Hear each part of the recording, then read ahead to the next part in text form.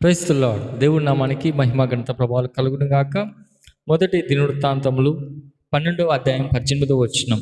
నీకు సమాధానము కలుగును గాక, సమాధానము కలుగును గాక, నీ సహకారులకును సమాధానము కలుగును గాక. ఆమేన్. హల్లెలూయా. ఈరోజు ఒక ప్రత్యేకమైన వాగ్దానాన్ని దేవుడు మీ కొరకు, నా కొరకు, మనందరి కొరకు ఇచ్చి ఉన్నాడు.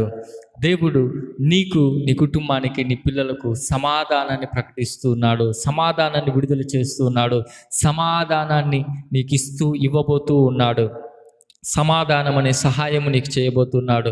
ఇంతవరకు మేబీ పిల్లల విషయంలో, మీ కుటుంబ విషయంలో, మీరు వెళ్తున్నటువంటి పని విషయంలో, ఏ విషయంలో అయినా సమాధానం లేక, నెమ్మది లేక, ఓదార్పు లేక, ఆదరణ లేక మీరున్న సందర్భాలు ఏవైతే ఉన్నాయో వాటన్నిటిలో దేవుడు అంటున్నాడు, 3 సార్లు ఈ వాక్యాన్ని చెప్తున్నాడు.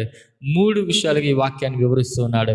సమాధానము కలుగును గాక, సమాధానం కలుగును గాక, నీకు, నీ సహకారులకి సమాధానం కలుగును గాక, నీ కుటుంబానికి సమాధానం కలుగును గాక, నీ పిల్లలకి సమాధానం కలుగును గాక, మీ యొక్క సంఘానికి సమాధానం కలుగును గాక. ఇది చూస్తున్న, ఈ వాగ్దానము కొరకు వెయిటింగ్ చేస్తున్న ప్రతి ఒక్కరికి యేసు నామములో సమాధానం కలుగును గాక. దేవుడు చివరిలో తను ఆరోహణమై వెళ్ళేటప్పుడు కూడా, ఆయన మరణించి తిరిగి లేచినప్పుడు కూడా సమాధానం కలుగును గాక అనే పదాన్ని ప్రకటించినాడు.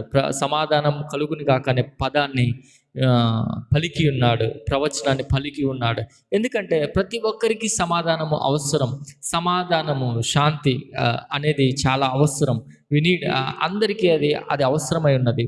అది ఇతరుల నుంచి మనకి రాదు, అది దేవుడి నుంచే వస్తుంది. అందుకంటున్నాడు, నా శాంతిని మీకు అనుగ్రహిస్తున్నాను, నా సమాధానాన్ని మీకు అనుగ్రహిస్తున్నాను అని చెప్పేసి ఈరోజు 3 విషయాల్లో ఈ యొక్క వాక్యాన్ని, ఈ యొక్క వాగ్దానాన్ని ప్రకటిస్తూ ఉన్నాడు. నీకు, నీ కుటుంబానికి, నీ పిల్లలకు యేసు నామములో సమాధానం కలుగును గాక. ఈ సమాధానము యేసు నామములో మీకు ఏవైతే అసమాధాన పరిస్థితులు ఉన్నాయో ఆ అసమాధాన పరిస్థితులన్నీ సమాధానపరిచి మీ కుటుంబంలో శాంతి, సమాధాన, సంతోషం, నెమ్మదిని అనుగ్రహించి ముందుకు నడిపించును గాక. God bless you. దేవుడు మిమ్మల్ని దీవించి ఆశీర్వదించి అనేక మందికి ఆశీర్వాదకరంగా, అనేక మందికి దీవెనకరంగా మిమ్మల్ని దేవుడు చేయును గాక. Praise the lord.